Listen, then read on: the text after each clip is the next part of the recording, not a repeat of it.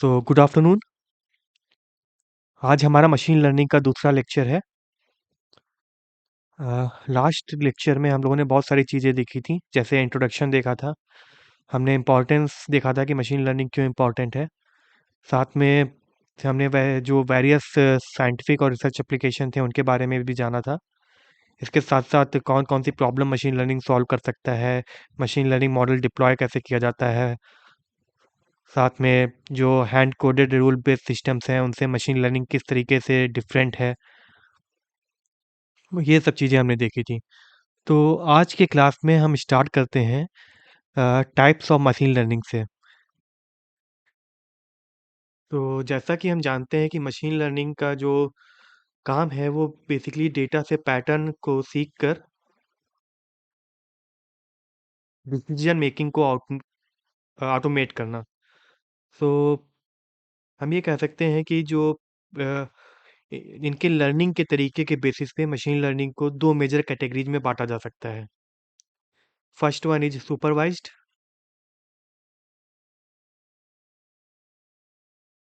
And second one is unsupervised.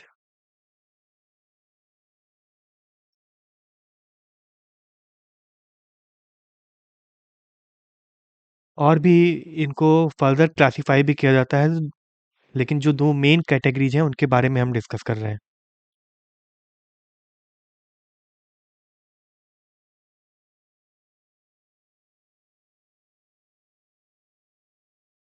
Second,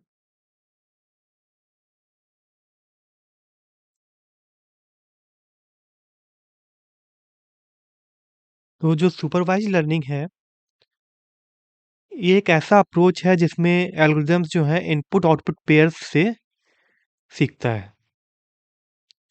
तो input इसमें जो हम देते हैं वो फीचर्स या डेटा पॉइंट्स होते हैं। फॉर एग्जांपल, आपका ईमेल आईडी है abc@xyz.com।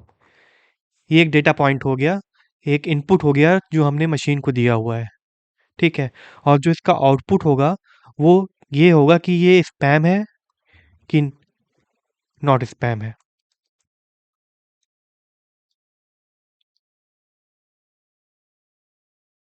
अब जो हमारा जो एल्गोरिदम है वो क्या करेगा, इन एग्जाम्पल्स से पैटर्न्स को जनरलाइज करेगा और जो नए इनपुट्स हम उसको देंगे उसके लिए वो आउटपुट प्रेडिक्ट करेगा। तो जब हमारा नया इनपुट्स होगा, इनसे उसने मशीन ने सब कुछ आइडेंटिफाई किया। मशीन ने एक तरीके से लर्न किया कि कौन से ईमेल्स स्पैम है, कौन से नहीं स्पैम है। और उसके बाद जब हम उसको एक डिफरेंट आउटपुट देंगे, फॉर एग्जांपल हमने उसको आउटपुट दिया DEF@xyz.com, तो उसके बाद ये आइडेंटिफाई करेगा कि व- इसके बाद हम इसको आउटपुट थोड़ी नहीं बता रहे हैं, हम इसको सिंपली हमने इसको इनपुट दे दिया है और मशीन ऑटोमेटिकली ये आइडेंटिफाई करेगी कि ये ईमेल स्पैम है कि नहीं स्पैम है। ठीक है। तो जो इसकी बेसिक कैरेक्टरिस्टिक्स होती हैं, उसमें हम ये कह सकते हैं कि एल्गोरिदम्स को लर्निंग के लिए लेबल डेटा चाहिए होता है। मतलब कि डेटा लेबल्ड है, उसमें ये मेंशन है कि ईमेल स्पैम है कि नहीं स्पैम है। सेकंड थिंग, इसको जो परफॉर्मेंस इसका जब हम इवैल्यूएट करते हैं तो अ, इसको इजीली मेजरेबल किया जा सकता है बेस्ड ऑन दी बहुत सारी मैट्रिक्स होती हैं, जैसे लास्ट क्लास में हमने डिस्कस किया था कि एक्यूरेसी हो गया, प्रिसीजन हो गया। उसके बेसिस पे हम अपने मॉडल को इवैल्यूएट कर सकते हैं और फाइंड आउट कर सकते हैं कि मॉडल कैसा परफॉर्म कर रहा है। और जो थर्ड इसकी कैरेक्टरिस्टिक है उसमें ये मेंशन है कि इसके आउटकम पहले से ही डिफाइन होते हैं और उन्हीं आउटकम से इसे सीखता है और उसके बाद जो डेटा अनसीन है उसके लिए आइडेंटिफिकेशन करता है या प्रिडिक्शन करता है। तो अभी हम कुछ एग्जाम्पल्स देखेंगे। अभी हमने ईमेल क्लासिफिकेशन का एग्जाम्पल देखा है, साथ में और भी हम कुछ एग्जाम्पल्स देखते हैं सुपरवाइज लर्निंग के। तो पहले अगर हम देखें, identifying zip codes from handwritten digits, इसमें क्या होता है कि बेसिकली हम एज ए इनपुट क्या देते हैं, scanned images of handwritten digits. ठीक है? और जो इसका आउटपुट होता है वो एक्चुअल डिजिट होता है। तो हैंड रिटेन डेटा को आइडेंटिफ़ाई करने के लिए इसका यूज़ किया जाता है। और जो डेटा सेट इसका क्रिएट किया जाता है, वो पोस्ट ऑफ़िस में जब भी कभी हम पोस्ट ऑफ़िस में स्पीड पोस्ट या कुछ भी करते हैं, तो हैंड रिटेन जो डिजिट्स हम लिखते हैं, उसके थ्रू ही डेटा क्रिएट किया जाता है आइडेंटिफ़िकेशन के लिए कि मान लीजिए 6 लिखा है या 5 लिखा है, तो हम जो मेंशन करेंगे वो हैंड रिटेन लिखा होगा, और जो 5 बेसिकली जब टाइप किया जाता है तो 5 जैसा मेंशन किया जाता है जैसे टाइप किया हुआ हो। तो वही उसी को आइडेंटिफ़ाई करने के लिए कि हैंड रिटेन डेटा को आइडेंटिफ़ाई करने के लिए इसका यूज़ किया जाता है। अगर हम दूसरा दूसरा अगर इसका ऑप्शन देखें, एग्ज़ाम्पल देखें, तो ट्यूमर डायग्नोसिस में इसको यूज़ किया जाता है। तो इसमें जो इनपुट हम देते हैं वो मेडिकल इमेजेस देते हैं, और जो इसका आउटपुट होता है वो ये बताता है कि ये ट्यूमर घातक है या इस ट्यूमर से किसी तरीके की प्रॉब्लम नहीं हो सकती है। तो ये एक मतलब कि जो आउटपुट हमने दे दिया, बेनिग्न दे दिया या मैलिग्नेंट दे दिया, मतलब कि मैलिग्नेंट का मतलब घातक होता है और बेनिग्न का मतलब होता है अच्छा, ठीक है। और इसमें भी जो डेटा हम डेटा सेट क्रिएट करते हैं वो बेसिकली ये, क्योंकि ये डोमेन स्पेसिफिक होता है, तो इसमें हम डॉक्टर्स का ओपिनियन लेके ही डेटा क्रिएट करते हैं। इसका जो नेक्स्ट एग्जांपल हम देख सकते हैं, उसमें ये कह सकते हैं कि डिटेक्शन ऑफ फ्रॉडलेंट ट्रांजैक्शन, मतलब कि जैसे आजकल क्रेडिट कार्ड फ्रॉड बहुत ज़्यादा हो रहे हैं, तो हम ये कह सकते हैं कि जब जो इनको इनपुट हम इनको देते हैं, वो मशीन को देते हैं या एल्गोरिदम को देते हैं, वो जो ये ट्रांजैक्शन होते हैं उनके रिकॉर्ड्स जो हम मेंटेन करते हैं उनको दे देते हैं, ठीक है? और जो इसका जो आउटपुट होता है वो ये आइडेंटिफाई करता है कि पर्टिकुलर फ्रॉड जो ट्रांजैक्शन है वो फ्रॉडलेंट है या नहीं है। और लेकिन जो इसके लिए जो हम डेटा क्रिएट करते हैं, वो जो यूज़र्स की हिस्ट्री होती है या यूज़र्स के जो रिपोर्ट्स होती हैं, उनके बेसिस पे क्रिएट करते हैं। तो हमने ये 3 एग्ज़ाम्पल्स देखे जो सुपरवाइज़्ड लर्निंग में यूज़ होते हैं। अब हम कुछ चैलेंजेस देखते हैं सुपरवाइज़्ड लर्निंग के। तो सुपरवाइज़्ड लर्निंग में बेसिकली जो पहला चैलेंज है हमारे लिए, जो वो है लेबल डेटा क्रिएशन, मतलब कि जो लेबल डेटा बनाना ही एक तरीके का टीडियस प्रोसेस है। फॉर एग्ज़ाम्पल अगर हम ट्यूमर डायग्नोसिस में देखें, तो इसमें इसके लिए बहुत ज़्यादा मेडिकल एक्सपर्टाइज़ और डायग्नोस्टिक्स की ज़रूरत पड़ती है। साथ में अगर दूसरा जो चैलेंज है वो हम ये कह सकते हैं कि लेबल डेटा की क्वांटिटी और जो क्वालिटी होती है ना, वो डायरेक्टली मॉडल परफॉर्मेंस को अफेक्ट करती है। अगर डेटा बाइस्ड है या इनकम्प्लीट है, तो प्रेडिक्शन जो हम करते हैं वो एक्यूरेट हो जाएंगी, एक्यूरेट मतलब कि नहीं होगी, ठीक है? लास्ट में हम ये कह सकते हैं कि सुपरवाइज्ड लर्निंग एक पावरफुल अप्रोच है, पर ये प्रेडिक्शन बेस्ड टास्क होते हैं उनके लिए है। लेकिन लेबल डेटा की ज़रूरत और उसके क्रिएशन की कॉम्प्लेक्सिटी, इसकी लिमिटेशंस होती हैं। चलिए अब हम अनसुपरवाइज्ड लर्निंग के बारे में देखते हैं। तो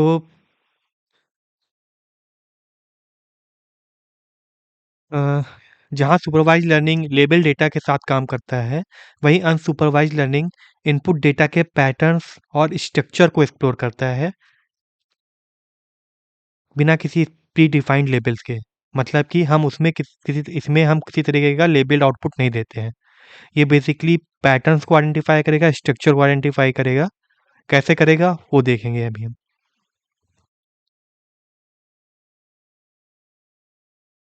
तो अनसुपरवाइज्ड लर्निंग का मतलब है कि एल्गोरिदम को सिर्फ इनपुट डेटा दिया जाता है, बिना किसी लेबल्ड आउटपुट्स के। इसका मेन गोल होता है डेटा के जो अंदर जो पैटर्न्स हैं या स्ट्रक्चर हैं या ग्रुपिंग्स को आइडेंटिफाई करना। ये एक जो हम ये कह सकते हैं कि ये एक एक्सप्लोरेटरी अप्रोच है, जो अननोन डेटा स्ट्रक्चर को समझने के लिए यूज़ होता है। अब ये काम कैसे करती है, जब हमें लेबल डेटा है नहीं हमारे पास, तो एल्गोरिदम्स क्या करेगा, जो डेटा के अंदर सिमिलैरिटीज़ हैं और जो उसके अंदर डिफरेंसेस हैं, उनको एनालाइज़ करेगा, ठीक है? और इस एनालिसिस के बेसिस पे डेटा को ऑर्गेनाइज़ करेगा। मतलब कि हम एक एग्ज़ाम्पल दे सकते हैं कि सिमिलर डेटा पॉइंट को क्लस्टर में ग्रुप करना। जो इसका दूसरा एग्ज़ाम्पल हम ये ले सकते हैं कि जो डेटा है उसके डायमेंशंस को रिड्यूस करना, मतलब कि जिससे हम उसको एक सिम्प्लिफाइड वे में रिप्रेज़ेंट कर सकें। क्या होता है, कैसे होता है, वो तो नेक्स्ट लेक्चर में बताया जाएगा, ठीक है? तो अनसुपरवाइज्ड लर्निंग की जो कैरेक्टरिस्टिक्स हैं वो एक क्या हो गई कि no label data required. Algorithms को बस रॉ डेटा चाहिए होता है, लेबल्स की ज़रूरत नहीं होती। दूसरा देखें तो सुपरवाइज्ड लर्निंग के मुकाबले अनसुपरवाइज्ड लर्निंग के जो रिजल्ट्स हैं वो इंटरप्रेट करना मुश्किल हो जाता है, क्योंकि क्या होगा कि जब लेबल डेटा नहीं होगा तो रिजल्ट्स को इंटरप्रेट करना मुश्किल होगा। ठीक है। और जो थर्ड है, ये अननोन डेटा स्ट्रक्चर और पैटर्न्स को एक्सप्लोर करने के लिए सुटेबल है। तो अब हम आगे चल के कुछ एग्जाम्पल्स देखते हैं जहाँ पे अनसुपरवाइज्ड लर्निंग यूज होता है। एक सेकेंड, क्लियर कर दूँ। तो अगर हम फर्स्ट एग्जाम्पल देखें तो कस्टमर सेगमेंटेशन। कस्टमर सेगमेंटेशन का मतलब हो गया कि कस्टमर्स को उनके सिमिलर प्रेफरेंस के बेसिस पर ग्रुप में डिवाइड करना। फॉर एग्जाम्पल अगर कोई कस्टमर है, वो गेम्स में इंटरेस्टेड है, तो वो गेम्स से रिलेटेड सामान को परचेज करेगा, तो वो एक गेमर्स की कैटेगरी में उसको डिवाइड कर दिया गया। उसी तरीके से अगर कोई फिटनेस से एंथुजियास्ट है, तो वो फिटनेस से रिलेटेड जो सामान है उसको परचेज करेगा, तो उसको एक तरीके से फिटनेस की कैटेगरी में डिवाइड कर दिया गया। और साथ में जैसा हमने डिस्कस किया कि जो इसमें जब कस्टमर सेगमेंटेशन होता है, तो जब कस्टमर सेगमेंटेशन होता है तो किसी तरीके का लेबल डेटा नहीं होता। मतलब कि हम ये कह सकते हैं कि एल्गोरिदम्स को खुद डेटा के बेसिस पे क्लस्टर आइडेंटिफाई करना रहता है। और जो जो अमेज़न हो गया, जैसे फ्लिपकार्ट हो गया, ये जो पर्सनलाइज्ड रिकमेंडेशन के लिए इसे ही यूज़ करते हैं। इसका जो दूसरा एग्जाम्पल है वो है एनोमली डिटेक्शन। मतलब कि हम ये कह सकते हैं कि जो वेबसाइट्स हैं और या ट्रांज़ैक्शन रिलेटेड डेटा है, उसमें अनयूजुअल पैटर्न्स को डिटेक्ट करना, ठीक है? जैसे हम एग्ज़ाम्पल ये देखें कि वेबसाइट पर सडन स्पाइक जो अ, अगर एक सडन स्पाइक रहता है वेबसाइट पे, तो हम ये कह सकते हैं कि किसी तरीके का अब्यूज़ या बग को इंडिकेट किया जा रहा है, ठीक है? और ये जो जितने भी पैटर्न्स होते हैं, ये एब्नॉर्मल होते हैं और ये वैरी करते हैं। ठीक साथ में इनके लिए भी प्री डिफाइंड लेबल्स नहीं होते।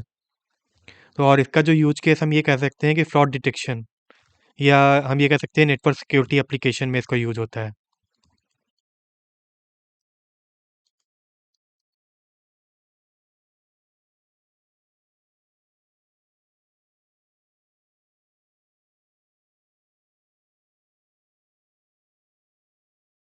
और इसका जो नेक्स्ट एग्जाम्पल है, वो हम ये कह सकते हैं कि identifying topics in blog post. मतलब कि ये कहा जा सकता है कि टेक्स्ट डेटा को समराइज़ करके उसके प्रिवेलेंट थीम्स या टॉपिक्स को आइडेंटिफ़ाई करना। फॉर एग्ज़ाम्पल अगर कोई ब्लॉग पोस्ट है, उसमें टेक्नोलॉजी, लाइफ़स्टाइल और ट्रैवल टॉपिक्स हैं, तो उसको किस तरीके से डिस्कवर किया जाएगा। केस में क्या होता है कि जो टॉपिक्स हैं, उनकी क्वांटिटी पहले से पता नहीं होती। एल्गोरिदम्स को डेटा के अंदर पैटर्न्स को एक्सप्लोर करना होता है, आइडेंटिफ़ाई करना होता है। तो इसका यूज़ कहाँ होता है? इसका यूज़ बेसिकली होता है सेंटिमेंट एनालिसिस में।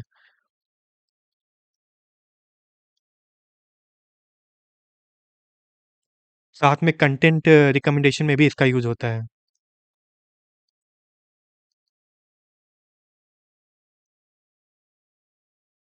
अगर हम अनसुपरवाइज़्ड लर्निंग के जो चैलेंजेज़ हैं वो देखें, तो अनसुपरवाइज़्ड लर्निंग में बेसिकली हम ये कह सकते हैं कि जो रिजल्ट्स को समझना बहुत ज़्यादा मुश्किल हो जाता है, क्योंकि जब लेबल्स हमारे पास नहीं होते तो एक तरीके से ये कह सकते हैं कि इंटरप्रेटेबिलिटी जो है हमारी, वो डिफ़िकल्ट हो जाती है। साथ में जो इवैल्यूएशन होता है मॉडल परफ़ॉर्मेंस को मेज़र करना, वो ट्रिकी हो जाता है, ठीक है?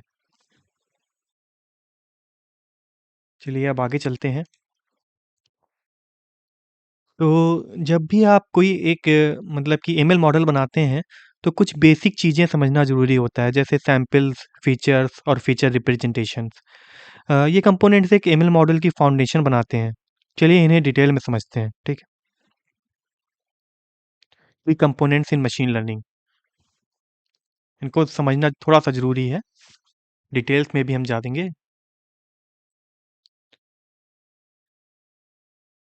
तो सैंपल्स, फर्स्ट वन। तो सैंपल्स क्या होता है कि ये बेसिकली डेटा पॉइंट्स हैं, इनको हम डेटा पॉइंट्स कह सकते हैं।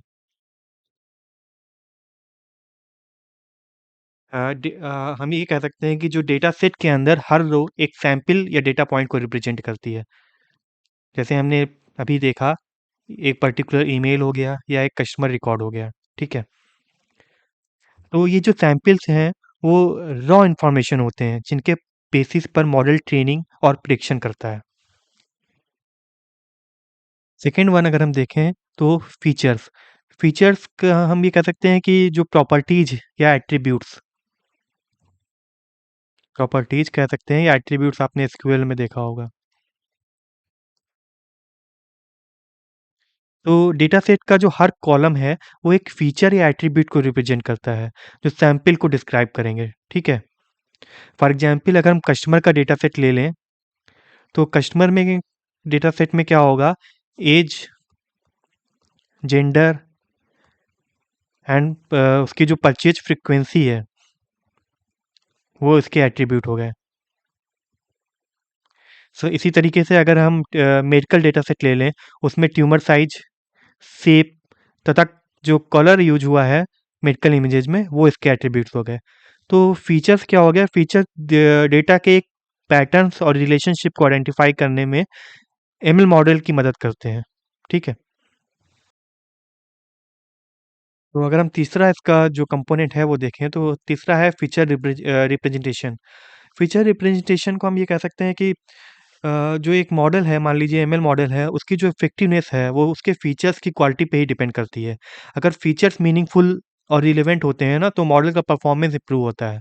इसमें एक कंसेप्ट आता है फीचर इंजीनियरिंग का। फीचर इंजीनियरिंग का मतलब होता है जो हमारे फीचर्स हैं उनको हम फाइन ट्यून करें, जिससे मॉडल की परफॉर्मेंस धीरे धीरे बढ़ती जाए। फॉर एग्जाम्पल अगर हम हमारे पास एक इमेज है, उसके पिक्सेल्स को हम फाइन ट्यून करते हैं, तो हमें जो उससे कलर एक्सट्रैक्शन करना है या उसकी एजेस को आइडेंटिफाई करना है, वो ईज़ी हो जाएगा। और फीचर रिप्रेजेंटेशन जितना आपका अच्छा होगा, उतना आप कॉम्प्लेक्स डेटा को सिम्प्लीफाई करने में मतलब कि आप ये कह सकते हैं कॉम्प्लेक्स डेटा को सिम्प्लीफाई करना पॉसिबल हो जाएगा और जो हमारी प्रिडिक्शन है, वो एक्यूरेट होती जाएँगी। अगर हम इसकी कुछ लिमिटेशन देखें,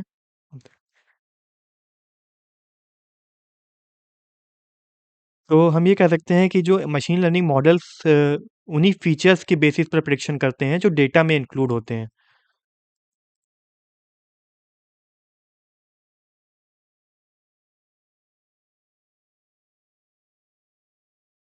और अगर हम मतलब कि ये कहा जा सकता है कि अगर जो फीचर्स इनएडिक्वेट हैं या इर्रेलेवेंट होंगे, तो मॉडल की जो प्रेडिक्शन भी इनएक्यूरेट होती जाएगी।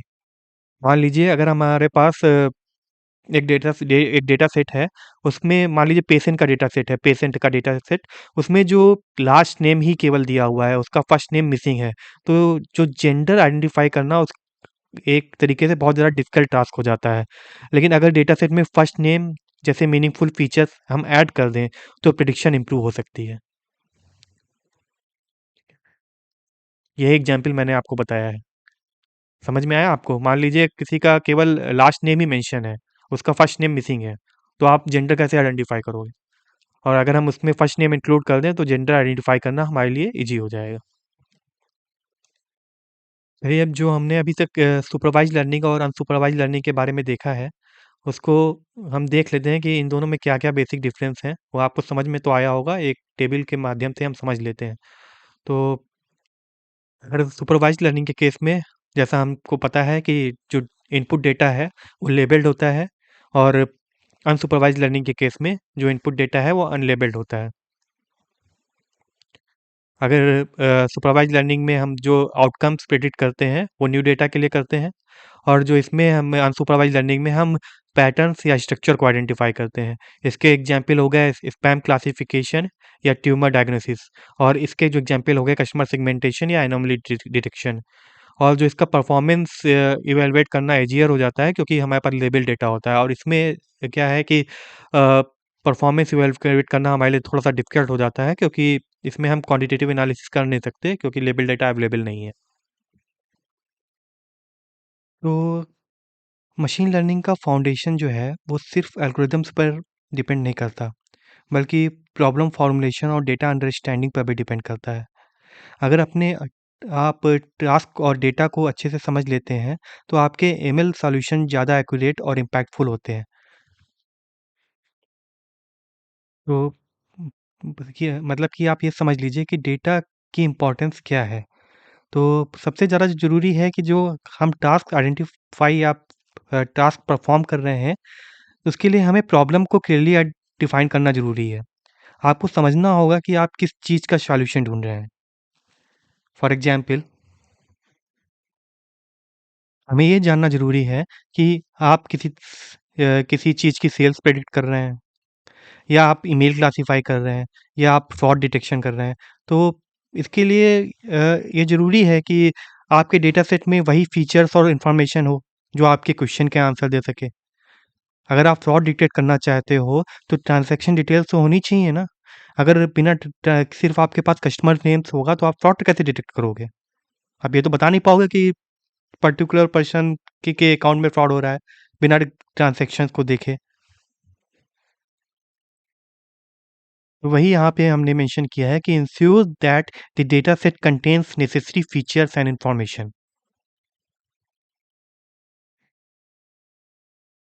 नेक्स्ट अगर हम देखें फ्रेमिंग द प्रॉब्लम, तो what is the best way to phrase my questions as a machine learning problem?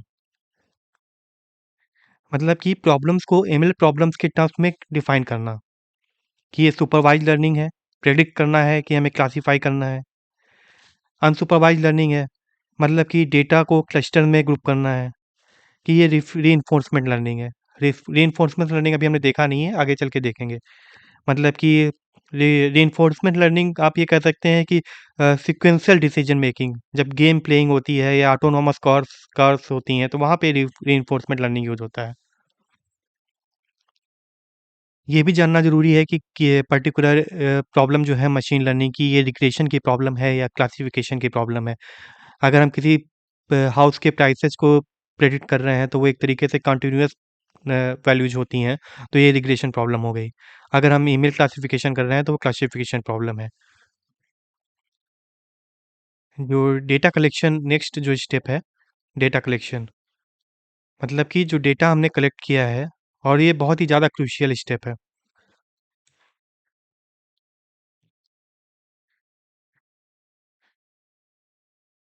अ, जो डेटा हमारे पास है, वो डेटा का जो साइज़ और जो डाइवर्सिटी है, वो प्रॉब्लम के को कवर करना चाहिए। मतलब कि आप ये कह सकते हैं कि अगर स्टॉक प्राइसेज़ प्रेडिक्ट करने के लिए अलग-अलग मार्केट कंडीशन का हिस्टोरिकल डेटा होना चाहिए। अगर डेटा सिर्फ़ एक बुलिश मार्केट का हो, तो मॉडल जो होगा ना, मार्केट वो समझ नहीं पाएगा।